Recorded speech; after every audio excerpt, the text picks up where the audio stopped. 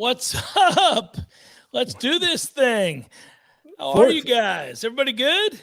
Florida State doesn't need to play a football game to have a winning weekend.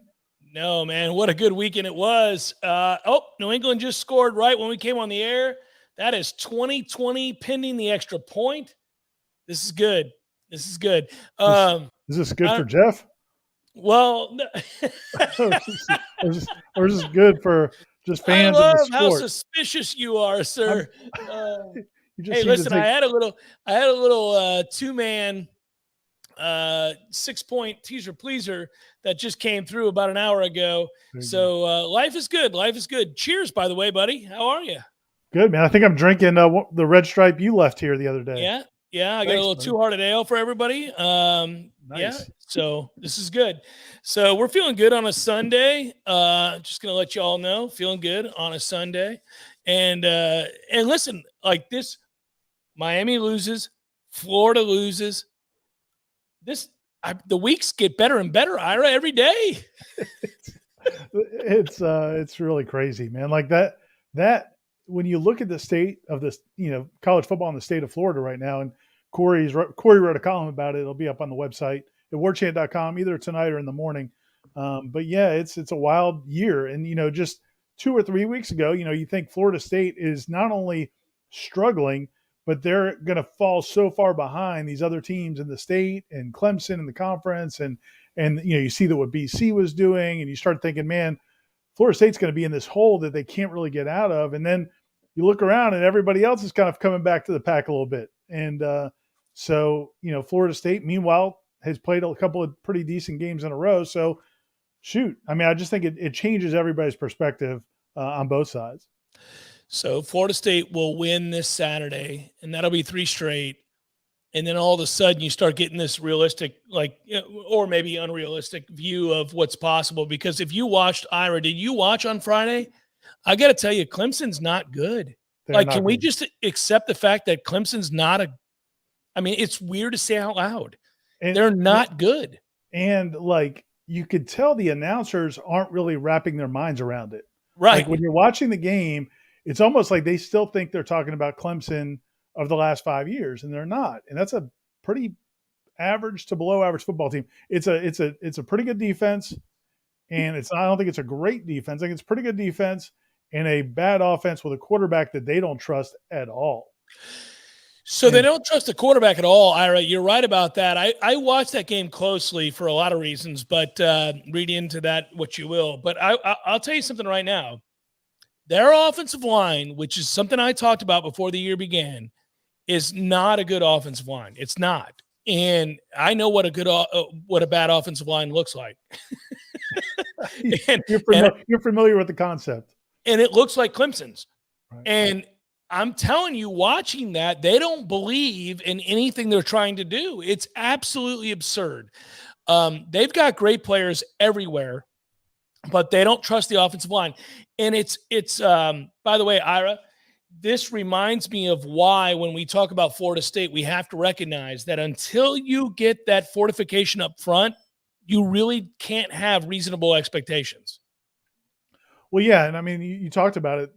Clemson won that game because they had 2 or 3 skill players make just unbelievable plays. I mean, a couple of the catches their guys made, the tight end and then the receiver in the end. I mean, those are huge catches.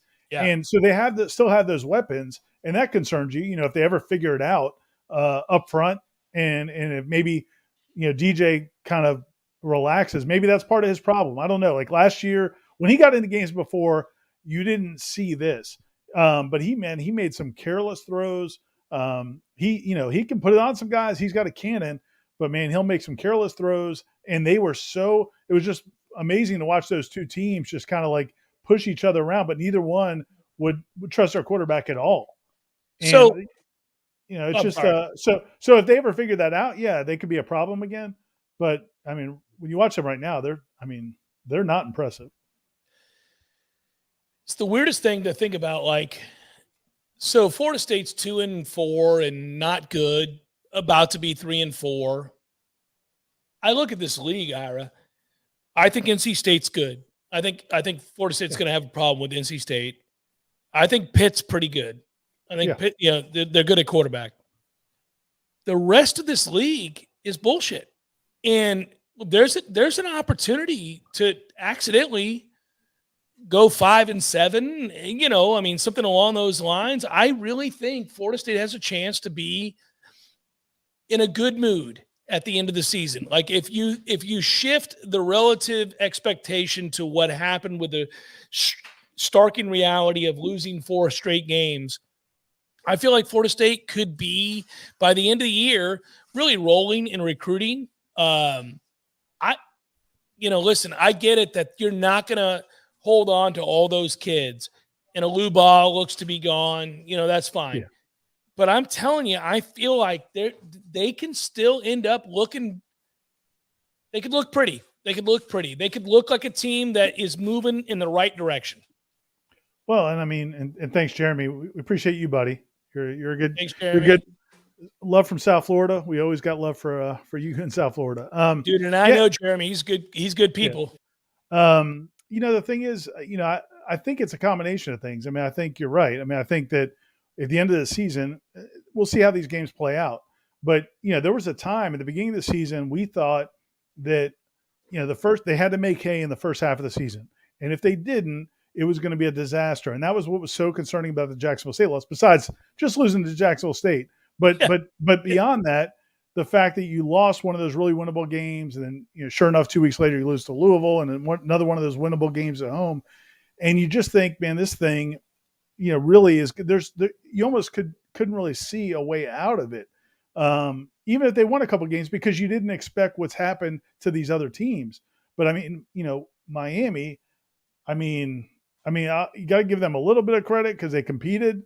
They didn't completely roll over at halftime. I thought, man, they may lose by 40. But they actually, they gave it a shot. But Manny seems to be, it looks like he might be dead man walking down there. You got Florida. You look at, again, their level of competition is a lot better than Florida State's, but what they've done over their last, year or two, it's just not, people are starting to look at Dan Mullen with a different perspective. And that's going to become an issue because, man, he's not going to be happy with that. And so that leads to other issues. So it's not only is Florida State maybe heading in the right direction, but what's happening with these other schools. It's a weird game. The LSU Florida game I thought was really weird. On the one hand, I've been wondering for a long time, Ira, this show, you and I can talk about whatever we want. I watched that game. I could not get a feel for what was what. On the one hand, LSU has given up on Edo, but then they show up to play that game. Players, and it's kind of his like, it's his dying wish, right? Like go out and win one for me. And then Florida storms back in that game because they look like they're about to get blown out. And I've said for a while that they're starting the wrong quarterback in Emory Jones. Anthony Richardson's got a long way to go, but I think his upside's a lot better. Point would be that guy threw 2 terrible picks. They lose that game. I wonder how close they are to saying, fuck it. Let's hope that they're close. I really do wonder, what. So Boston College gets blown out by NC State, blown out, by the way, and that NC State team is good. They are. The one thing I would say on that game, and I didn't get to watch it, but I did look at the box score. It's a 10-7 game at halftime. They get a fumble. They return for a touchdown. It kind of got away from it did, but I think that's a good team. I've watched them enough. Like the one stinker they've had is against Mississippi State. I don't know what happened in that game, but I will say they got a good quarterback, good offensive line.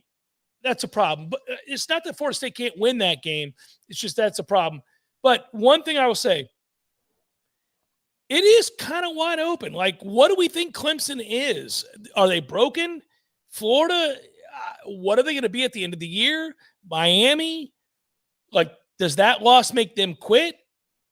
What looked like a schedule on the back half that was impossible now looks like a schedule where if you are on the upswing, if you believe, Ira, if they're bought in and if they can stay healthy at all, who knows?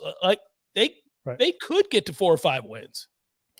And shout out to Eric. Thanks, man. Appreciate it. He said he's going to see you at the Friday show. You and Corey over there at the CP. Looking forward to it. Coming into town for the UMass game. I like it. I like the spirit. And Marcus, I think he concurs with us. Yeah, he said, fuck the BS. A lot of teams are coming back to earth, and we are catching our stride. Thanks, guys. Love warchant.com. The Florida LSU game was interesting. I mean, it's funny. I texted Aslan and Corey early in the game in our little group text because it's just amazing. Like, they put up that stat about Dan Mullen or Florida's offense. Last year, I think they were number 1 in the country in passing offense in the FBS. This year, they lose Kyle Trask. They're number 3 in the country in rushing offense. Mm-hmm. And it's just like, man, that guy, you could give that dude 10 trash cans and an athlete, and he'll figure a way to move the football. I mean, you have to give Dan Mullen credit. That guy will find a way to move the football. On the other side, though, man, their defense was garbage. I mean, LSU just ran it down their throats. Alex just missed a field goal to take the lead. Oof. Sorry. Man, 20, you don't see it. 2:42 to play in that game, Ira. Sorry. New England 21, Dallas 20, 2:40 to play. He missed a field goal. It was a 51-yarder, and he missed it shanked the badly. shit. Yeah. You don't usually see the NFL guys miss it like that. But no. Speaking of missed field goals, there was a couple pretty big one yesterday. But yeah, I just think it's, I don't know. I mean, I guess if Florida makes a change of defensive coordinator, maybe that changes things. But to your point about their quarterback, I mean, yes, you're right. There's no doubt. AR-15. I mean, dude's a talented football player. But a couple of those passes he makes, just nonchalance it, throwing across his body. Like, that's freshman stuff, though, right? Yeah, but no respect at all sometimes you can coach that out of people, but man, you got to have a little bit of respect for the football, respect for the game. Let's hope that that's what he does. But I will say that, you and I have talked about this. And we'll wrap it up on Florida. Emory Jones should have never been starting. I thought they should have started with that kid and brought him along, but whatever. I think the more alarming thing is the fact that they keep playing poor defense in these moments. That actually is kind of weird. I mean, they played terrible on defense in that game. So my point would be, as it relates to Florida State, I mean, I don't know. Can you run the ball against all these teams? I mean, is that what's going to happen? Can Florida State line up and run the ball? I kind of feel like the answer should be no, but I don't know. I mean, it's starting to get weird. Yeah, it's a good question. I don't know about, NC State. I think NC State's defense is pretty good. I do too. Clemson, their defense is still pretty good. The question is, can you put game pressure on them and then make them maybe make some mistakes? And if you can get to Clemson to where they have to throw the football, mm-hmm. I just don't know what they would do. I mean, they're the only thing keeping them from really looking terrible is the fact that they have been able to. But I mean, man, he had to call a fake punt and throw it. I mean, he felt better about his punter throwing a pass mm-hmm. in that situation than he did his starting quarterback. And so, Dabo's definitely, if you watch him, the way he acts, he's trying so hard to be positive on the sideline. I'll give him credit. I mean, he's trying so hard to be positive on the sideline. And then the press conference, he got some questions about the quarterback play, and he, was very kind of defiant that, DJ, that was his best game he's played. Well, yeah, okay, maybe it was his best game, but that means then the other games were really, really bad. Touchdown Cowboys on an interception. That's not good. Mac Jones. Oh, sorry. Man. That's just a bad break. That's a bad break. The receiver, I mean, it wasn't a great throw, but it shouldn't have turned into an interception. So was that Diggs again? Not sure. Let me see. Let's see what's what. Oh, yep. Jesus. Yeah, it was him. Can you imagine? I think that dude's got like 8 interceptions this year. That's nuts.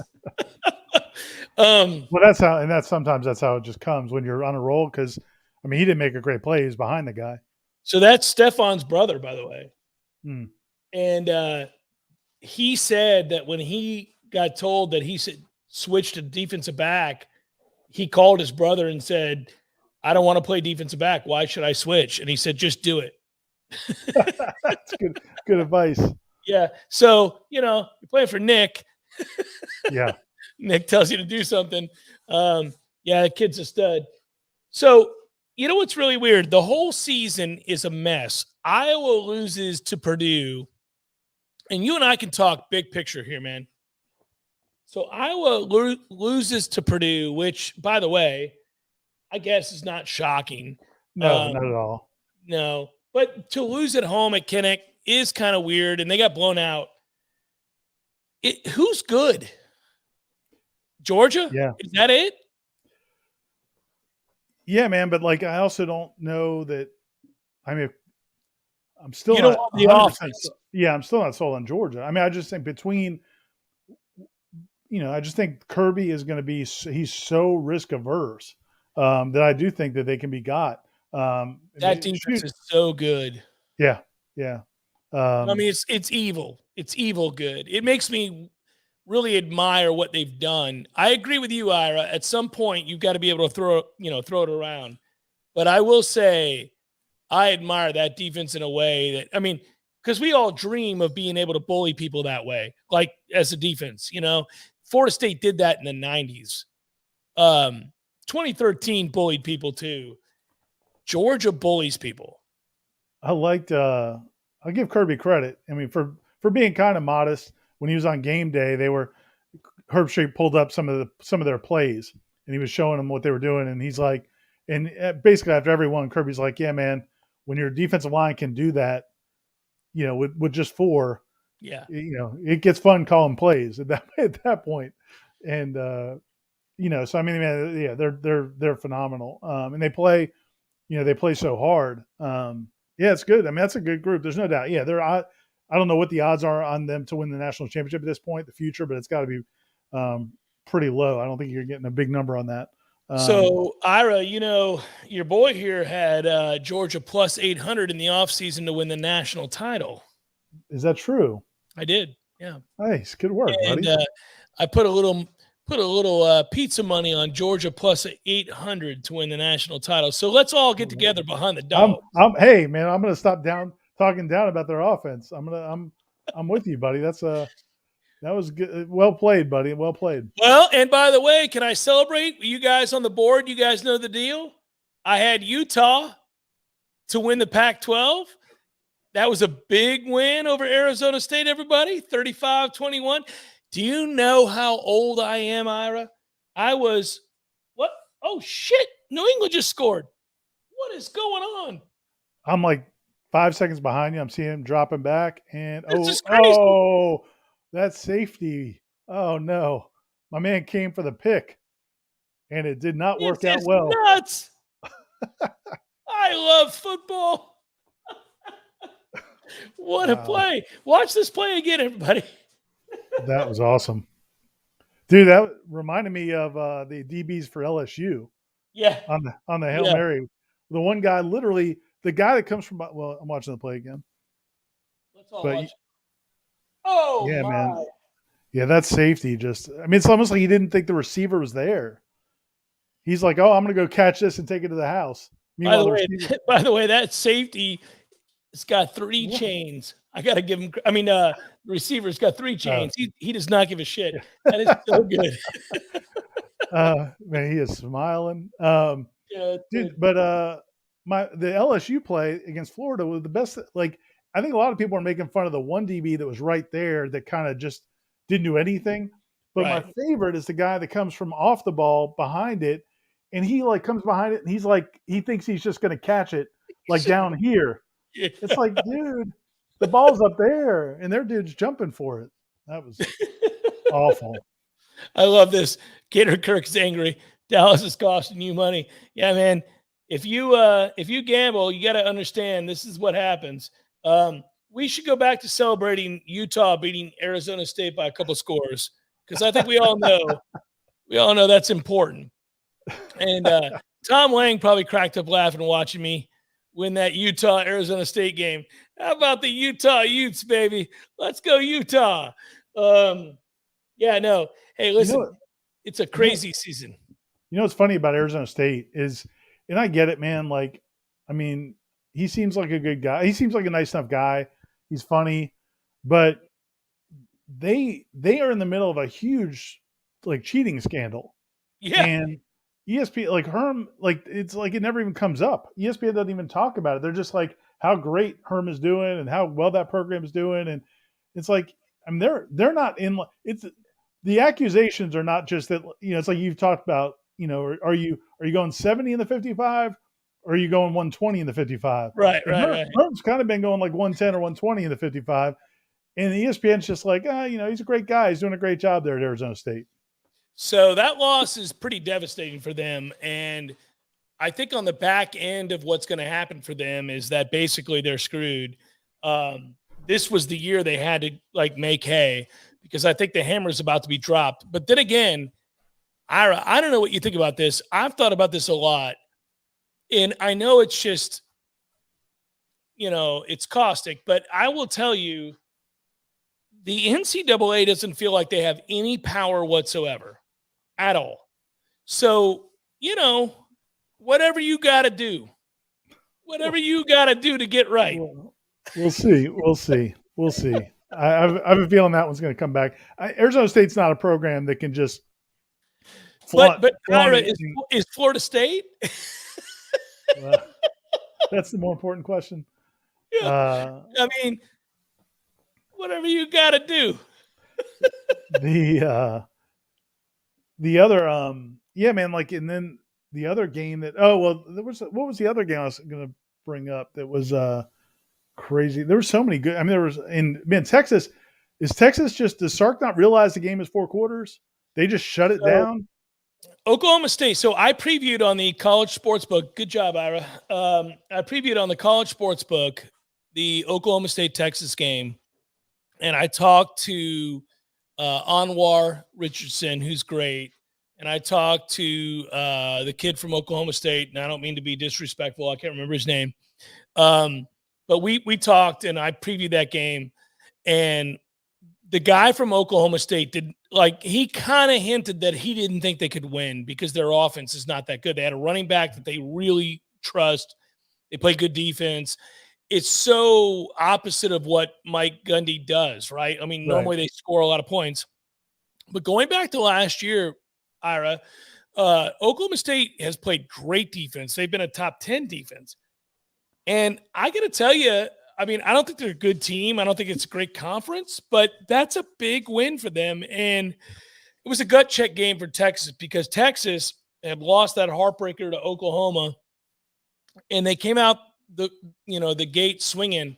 But I also feel like they've been stripped of a lot of, their chutzpah has been popped. So when Oklahoma State fought back, the sense I got from watching that game was that Oklahoma State was like, I'm here for 4 quarters, to your point. And Texas was like, no, I thought you'd lay down. I kind of thought you'd lay down, but you're not. You're still out here fighting. You're still out here fighting. Yeah. And it's funny to watch teams like that. FSU used to be the worst at this, right? Like they get out to a good start, and then somebody would be like, no, we're here, man. We're here. What's up? And then you're like, oh, no, we're soft. Oh, no. Like it's still happening. And I think Texas is that team. It's really weird. They are not at a place right now where mentally they can handle it. Yeah, I mean, he's a good coach. I mean, I think he'll do well there. Yeah. But it's like, man, to have that happen back to back is, it's just brutal. But it's like Nebraska every week, man. Nebraska every week loses in the last 2 minutes. Somebody asked me what I'm drinking. Two-hearted ale. A little two-hearted ale, boys. That's I actually was, man, I thought Nebraska was going to pull it out, and I was ready to get on Twitter and start trolling, row your boat, row your boat. But then they no, not good. Listen, that's a bad loss for Nebraska because they were at the end of a long stretch where they got a bye week coming up. And Frost this week said, I interviewed the guy at Nebraska a lot, and he's solid as a rock. And Scott said basically on the air, hey, listen, I know we're tired. We've had 6 straight weeks without a bye, but we're ready to play this game. We're locked in. They were not locked in. And now that's another loss. They've had a lot of one-possession game losses. And so now, you really wonder because I look at Nebraska kind of as a not quite a Florida State deal, but when you have a coach who comes in and they're in a total rebuild and you say, okay, well, you got like 3 or 4 years. What does it look like? I look at Nebraska a lot. Now, Corey's right to say that Nebraska cannot recruit like Florida State. That's true. But I'll tell you, man, it is a 2 and 3 year process. And I think we know that now. It's got to hurt for Scott. Like, he's close, but not that close. And by year's end, where are we going to be? What are we going to be thinking about at Florida State? Like, what's a reasonable expectation into next season, Ira? Wow, that was a big catch by Dallas right there. That was a huge catch. Yeah. Wow. Oh, you're right. You're right. To play. By the first down. Oh, they're in field goal range, Ira. By the way, I love how these TV people just keep showing Belichick's son. Like, I mean, we're just ugly shaming this guy. I mean, there's no other reason to put him on except he looks like, I don't know, like Bobcat Goldthwait back in the day, who I saw in Tampa and hung out and had a beer with. Did you really? I did. And he doesn't really talk like that, right? Like, he can talk. No, he doesn't talk like that. No. Yeah. No. Yeah. He's actually really smart. He's become a director now, by the way. Oh, really? Yeah, he's doing well. From the new Police Academy movies? No, he's actually done well. All right. But yeah, that's a good question. And Tom had just put up that question from Ohio, Noel, I think, from on the Tribal Council, who asked a question on there. There it is. How do we evaluate coaches now? And I think the impetus for this was Ed O getting basically fired a year and a half after winning a national title. After beating Florida. Right. And then winning that game. Yeah, exactly. But it sounds like, I guess that was done beforehand. But, I think, I just think there's so many parts to that, what's changed. And, you go back to, and on that topic about Frost in Nebraska is like, when we grew up, it was coaches got 4 years, sometimes 5 years. Like that was kind of 4 to 5 years was get a recruiting class in and see what you can do when you get your players in. And there was that patience and everybody kind of put up with it for a lot of reasons. One was they weren't making this kind of money. Two is you didn't have the roster fluidity. You couldn't just, right now it's like free agency to a degree. So your point, like, let me interrupt. I'm sorry. Yeah. No, go ahead. Dude, the first part is so important. What you're talking about. Guys were making $200,000. Right. Literally, they were making $200,000-$300,000, and they didn't have guaranteed. Your assistants did not have guaranteed contracts. Right. So you had guys, you had a head coach making maybe $900,000, $1 million, and then you had assistant coaches making $100,000, $200,000. 1 year deals. 1 year deals. That's like Mickey Andrews. Mickey Andrews coached his whole career. Deal. It was until like the last maybe 3 or 4 years that Mickey and a couple of assistants got like multi-year deals. Correct. But for the rest of his career, it was a 1 year deal. Yeah. So year deal, you could tell guys to go fuck themselves, and it wouldn't be a big deal because it's $100,000. What do you care? And so your liability wasn't so great if things didn't go well. You weren't locked into all these long-term contracts. So think about a guy like Brent Venables is making over $2 million a year. If things, and he's great, but if things start to go south at Clemson, you're still paying him $2 million a year. Right. Like, what are you going to just let him go? Man, it's not that way. So I think it's been a game changer in that way. Golly, the game's changed a lot. But nowadays, and I don't know what got us on. Well, the other thing I would say, the other thing is the fluidity of the rosters. And another thing is kids come in ready to play now. That was the other thing in the in the 90s or 80s. You didn't sign quarterbacks or even running backs sometimes. You didn't expect people to come in and play right away. And now they do. Guys come in, the high school football players are so well developed. There's year-round training. We see these guys that come into college now that look like NFL guys. And so that also is added to, oh, wow, man. Big catch. Wow. You're just now catching up. Yeah. I'm a little behind you. I love that we're always behind. 3rd and 25. Wow. Yeah. So we got overtime. Pretty big kick. What's pretty big kick for overtime, right? Is this a 3-point game right here? Yeah. But yeah, so I think all those things, the biggest thing is salaries, but then the fact that there's more things in place now to turn things around quicker. You don't have to, sign a bunch of kids and wait for them to develop over 3 years. The other part of it is, man, like social media. And I mean, the part of it is social media, the attention on the games, the race for facilities. I mean, it is so many different layers to it. But yeah, it's totally different from what it used to be. And you can make a case it's not healthy and or even smart business. I don't know that you would run a business this way, but you wouldn't. Also, yeah. But hold on, here comes the kick. It's up, and it's good. Wow, little free football. They didn't call. Yep, it's good. We're tied at 29 with 20 seconds to play, boys. Man, he wasn't good by much. No, but it was good. Oh, this is a fun game. Okay, so side note. The rest of the world. you got that high speed. Dude, I'm not fooling around. Let's go, Comcast. Let's go. I'm like, it's good. I do. It's good. So yeah, I mean it's so but the Ed O thing, I would put the Ed O thing kind of in the Willie Taggart realm, in that it wasn't, if everything else was normal in that program, he wouldn't have got fired a year and a half later just because they're not very good. Like, they're not because they're not great.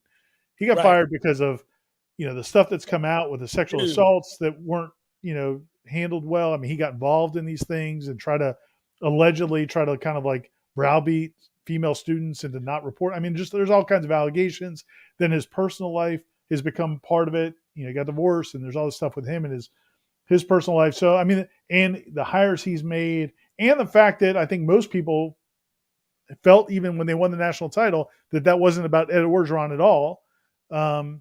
So that's all that goes to it. So what makes me laugh is like this idea that guy who we knew was a clown. So Joe Brady won that national title, and Joe Burrow, quarterback, has become to be great. It is so very much like any number of other national championships we've seen, where you get the perfect connection between coordinator and quarterback, and everything flows. I do think it's different than when Jimbo won. Jimbo built that defense through recruiting. Jimbo built that whole thing.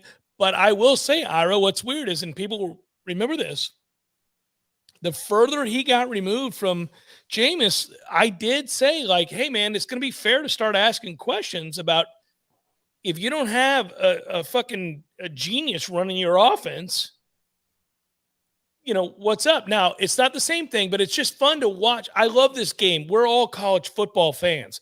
I love the game of who fits where, who did what. Gene Chizik was a dumbass who won a title. Like we go through this because he had Cam Newton. We know that Mac won a title because he had one of the greatest transcendent athletes of all time at quarterback. But other than that, in the 16 years that he was there, he won 2 conference titles. So, like, it is such a fine line argument about players, coaches, systems, X's and O's, Jimmy's and Joe's. It's so fun. This is why we love the sport. Kevin Saldana there just chimed in. I think, and there's no question. I mean, like Wake Forest, there was no pressure on Dave Clawson. He could build the program the right way. Right. The problem is, at a school like Florida State, there's so much money on the line that you can't sit around and wait for 4 or 5 years. I mean, that's just the reality of it. So it's tough. I don't think it's healthy, but I also think it's the reality. But, man, you brought up Jimbo right after we were talking about LSU and Ed O. We got to talk about it, Jeff. We got to talk about it. If you were in Vegas setting the line, what odds would you set that Jimbo Fisher would be the next head coach at LSU? I mean, you're going to put it how? Oh, I mean, you're going to put it. I don't think he's going, guys. I don't even think it's an option for him. Really? I really don't. Oh man, we may disagree here. We may embrace debate. I'm not saying he's going to go, but there's a lot of things that appeal to him about that job. Well, he wants the job, Ira. Secretly, he jerks off. Oh, sorry. He loves the idea of the job. I forgot we're on the What? air. No, What? he loves the job. But what I'm What? Um, you got a little bit of realism there. let- I'm let- telling you, he loves the job, but he cannot leave a place that just gave him $100 million. what? Are you kidding? No, Oh yeah. no. Oh, there's some reasons he may not take the job, but that ain't the one. Well, Look, let me just throw out a couple things. The reasons I do think it would appeal to him are number one, I know the reason it appeals to him. Yes. well, we all know he loves LSU, but from a Yeah. recruiting standpoint, what just happened with the SEC bringing Texas in is an issue for him. Part of the reason he liked going to Texas A&M was because he could recruit SEC players in the state of Texas. Well, Right. now he's got Texas recruiting SEC players in the state of Texas. That's not what he signed up for. So I can guarantee you he's not happy about that. The fact that he can own the state of Louisiana and be the program, that's the only. It's one of the few states. Let me ask you. It's one of the few states. Well, you know this, but I want to make sure people know this. Fair enough. Louisiana is one of the few states that's that talent rich that it's one program. Yeah. It is LSU. And if they want somebody, they're 99.9% of the time they're going to get that player. And so those are some of the reasons that would appeal to him. Plus, I think he might have a better chance to win a national title at LSU than Texas A&M only because of that talent base. So you give your side, and I'm not saying he's going to take it, but I saw David Hale tweeted that Jimbo wasn't interested in LSU last time. That's a craziness. He would have walked to LSU either of those two times. LSU didn't make the deal happen, and so now times have changed. He's got a good situation. It's not the situation he was at in Tallahassee. So, but to say he didn't want that job is crazy.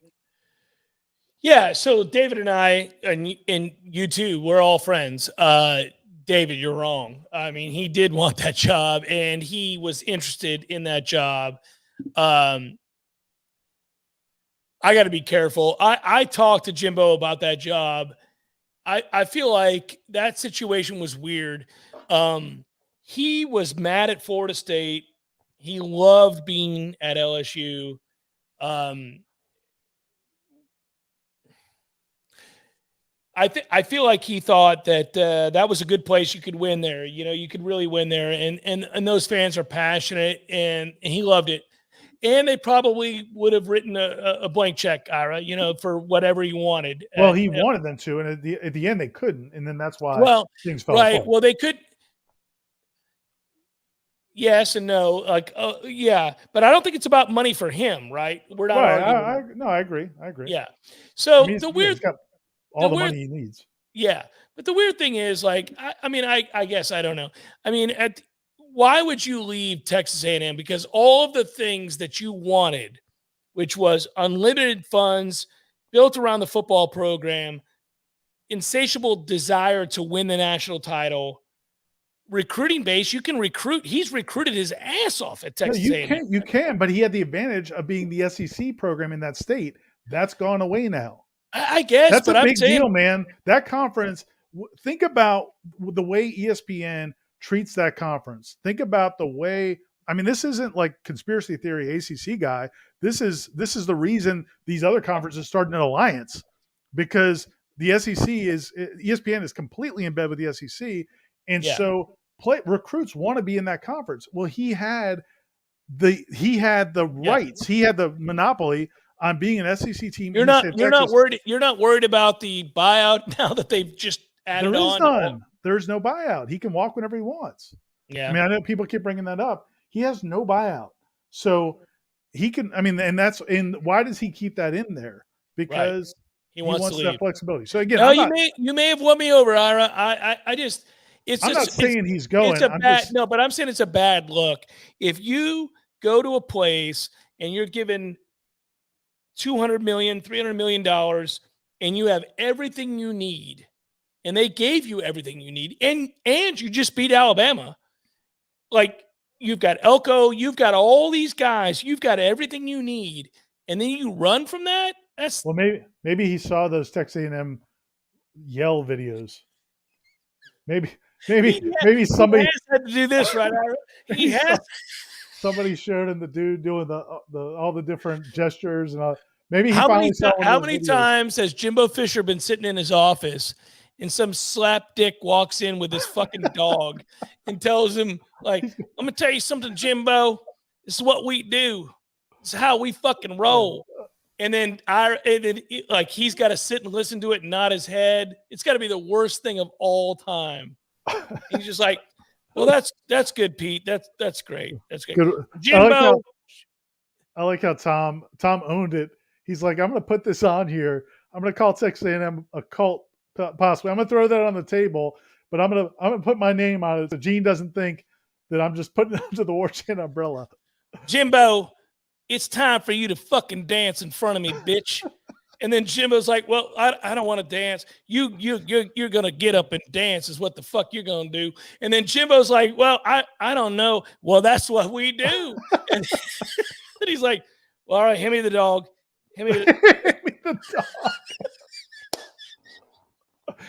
Yeah, man, it's an interesting place. So I'm not saying he's going to go there. I'm just saying this perception that like because he's got $9.5 million a year, that there's no way he would go. I think is crazy. So that's fair. That's fair. Well, I actually hope he does in a weird way. Could you imagine? When do we play LSU? Oh, to start next season. So right after that Duquesne game, baby. Jimbo might take it just for that, just so he can coach against Florida State in the. I have a question for you. Do you think he actually hates Florida State? No, I don't think. You know what? Because so many of the people that were in key places of power are gone. No, I don't think he does. I don't think he does. And we know he loved Florida State. It's just like, man, it's like things. It's like how we are with coaches. That we don't like a coach, so we don't like that program. Right. And that's the same way. I mean, he had personal issues with some people here, but no, I think he likes Florida State, and I think he part of him wishes it had turned out better. I mean, it would have been better for him if it had worked out here. I think. Well, I think he probably sits around thinking, "Holy shit, I'm stuck out here in the middle of nowhere amongst these fucking losers, and I've got to deal with this nonsense." Like he probably hates it. Well, but again, yeah, he's making. I think he's making. I figured it out. Like $9.5 million a year. I think it's like 200 something grand. Is that a day or a week? It's something crazy. It's a lot. It's a week. $200,000 a week. Yeah, he's not worried about money, Ira. A week. And he's got a 10-year deal. So, like, literally, they could stink and they have to pay him. I mean, that on that side, the buyout is real. But if he wants to leave. He's driving down the road. He's like, God damn it. These fucking people. All right. Here we go, everybody. Here we go. The checks are still clearing.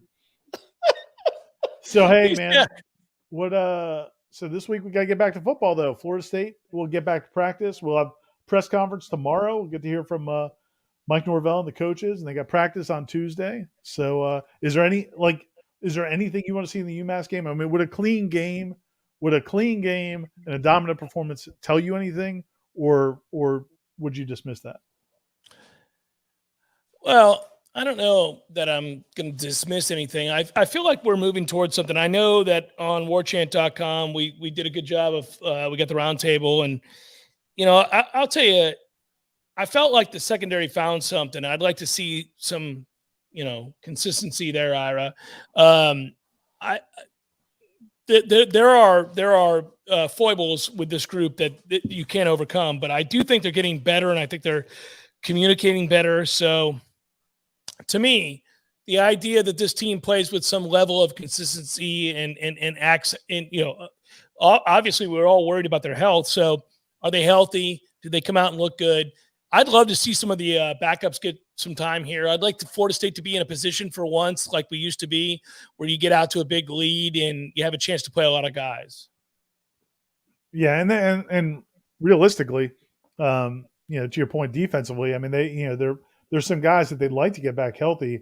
Although I'm kind of curious about this. I'm curious your opinion, because I think you and I both wrote in the roundtable. People can read warchant.com. We did an offense roundtable, which was I think it was Gene, Corey, Aslan, and Austin talked about some offensive questions. And then we did a defensive roundtable with me, you, Tom Lang, and Corey, where we talked about defensive questions. And one of the questions we talked about was the secondary and some personnel changes they made basically out of necessity. I mean, the only reason I think really they moved Jamie Robinson to safety and let Kevin Knowles start at corner at nickel was because they were so thin at safety. But it seems like that group, and now that Jarian Jones is playing better and is healthy, seems like a lot better. Seems like that group might be the answer. And now you get these other guys back healthy, Brendan Gant and Renardo Green maybe, and Akeem Dent. Do those guys come back and just become role guys? And Travis Jay as well. Well, so it's like a matter of buy-in, right? I mean, are we just, like looking at buy-in? Like, I think there's talent in that back end, Ira. You and I have talked about this. I thought preseason that would be a group that we could count on, and they were up and down, terrible, intermittent, convoluted. There was a lot of problems. I think some of those guys can really play. I hope that locked in dedication, focus, aggressiveness, willingness to compete for one-on-one balls, come up and tackle. I hope that's all there, like, for the rest of the year. Like, do we get that? I think we could. And if we do, all of a sudden your idea about what's possible next year with continuity and buy-in changes. Everything changes. So it's going to be fun. It's going to be exciting. Like, the UMass game in and of itself is not going to be exciting, but those guys playing hard, playing smart.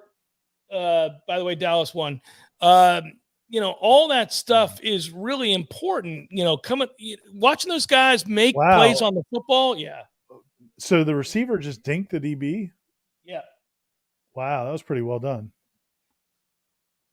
Well, Jerry's hugging like they won the Super Bowl against a 2-4 team, but okay. It's on the road. Yeah, man. I'll just tell you, I think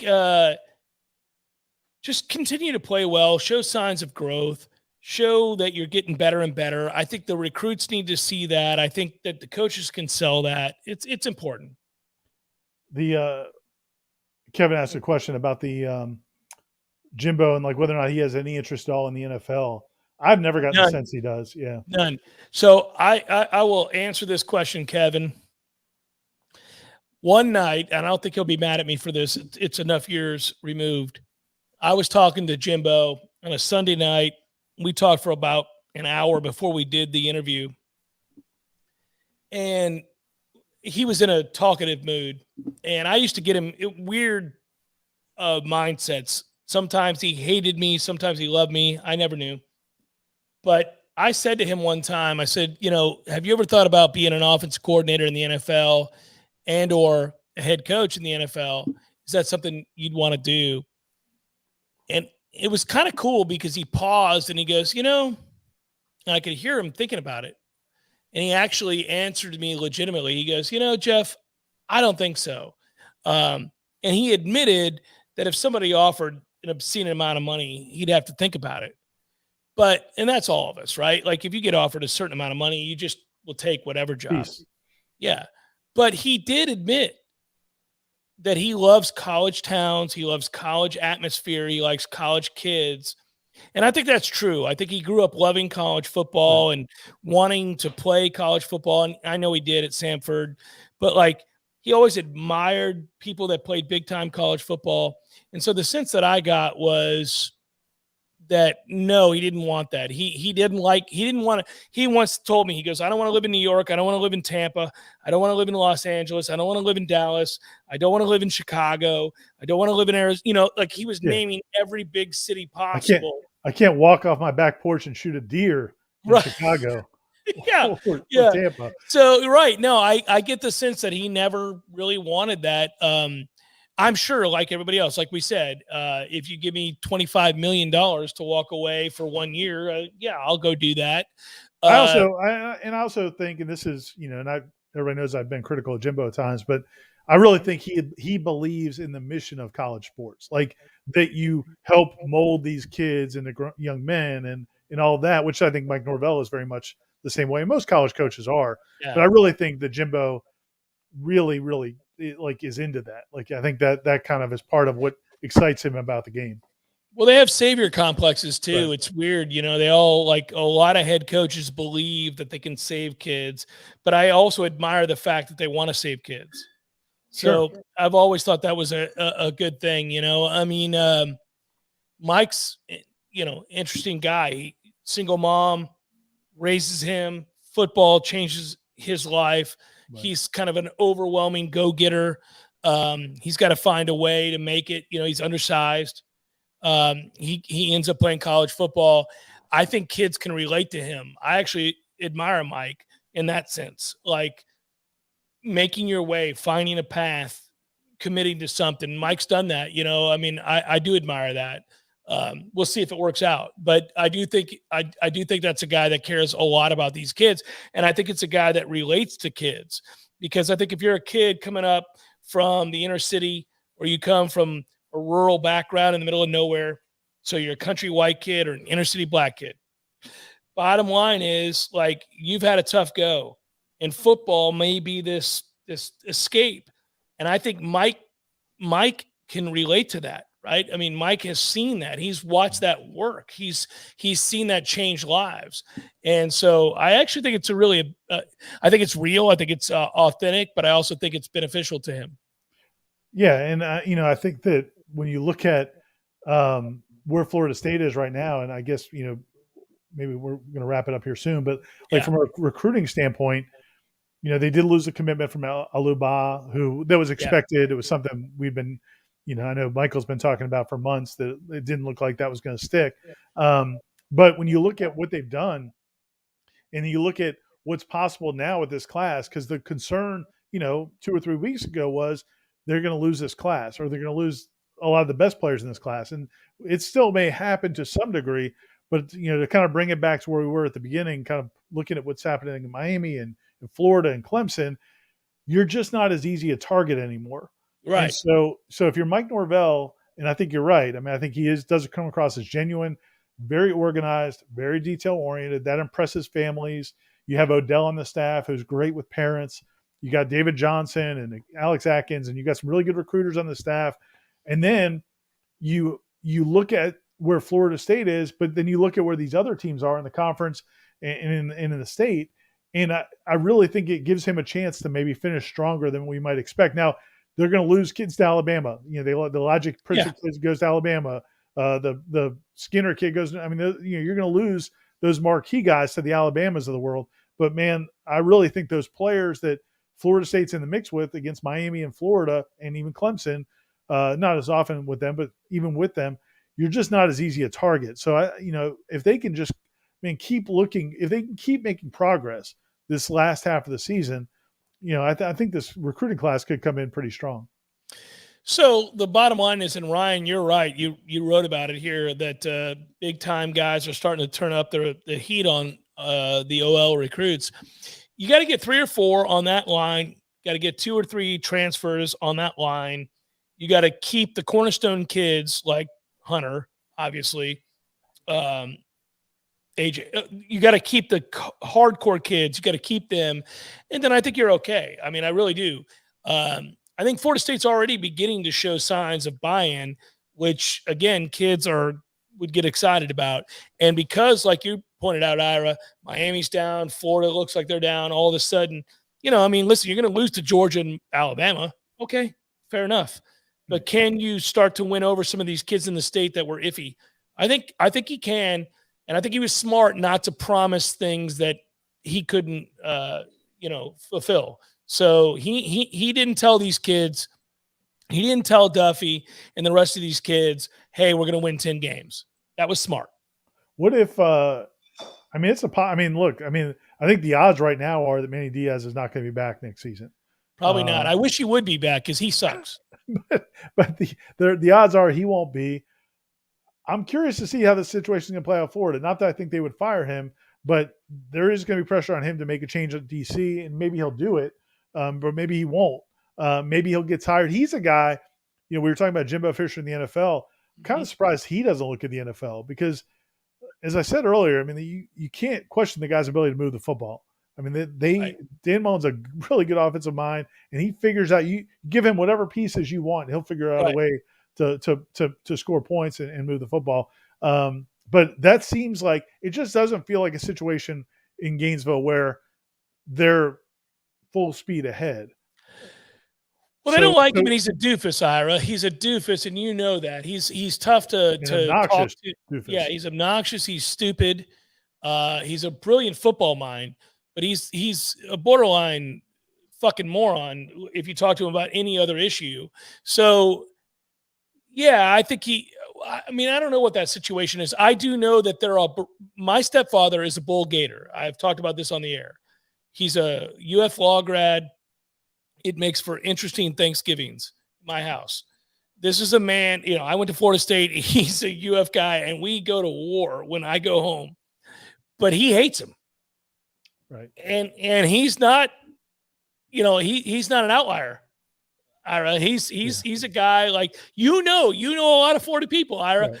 They don't like him. So it's one thing if you're winning SECs, right? But man, you start losing, like, again, to the point, I think in the last 7 SEC games are 2-5. Now that was against the Alabamas and LSU's, but still, LSU's not a great team. No. And, and they're losing. They lost to Kentucky. So that they got blown out by Kentucky. Yeah. And so my only point is, and this isn't like just Schadenfreude. It's like from a realistic standpoint, Mike Norvell could be in a pretty good situation. Now we'll see. If those schools make changes and they hit it out of the park, and then maybe the window closes quickly. But I do feel like this window is kind of opening here for a possibility for Florida State that we didn't know was going to come open. Like a month ago, we didn't know this window was going to come open. Keep on keeping on. Same message. Work hard. See what happens. Final thoughts. Can we safely say that every game FSU has left on the schedule is winnable? Not that FSU will win, but could reasonably win. I don't know if that's fair. I don't think it's well. I would say Florida and Gainesville would probably be the one I would say is not reasonable. I mean, if BC can lose that way to NC State, then yeah, it's reasonable Florida State can beat them. I don't know that.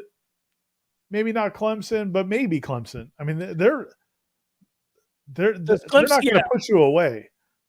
The question is, can you hit a couple big plays? Yeah, Syracuse just couldn't hit a big play.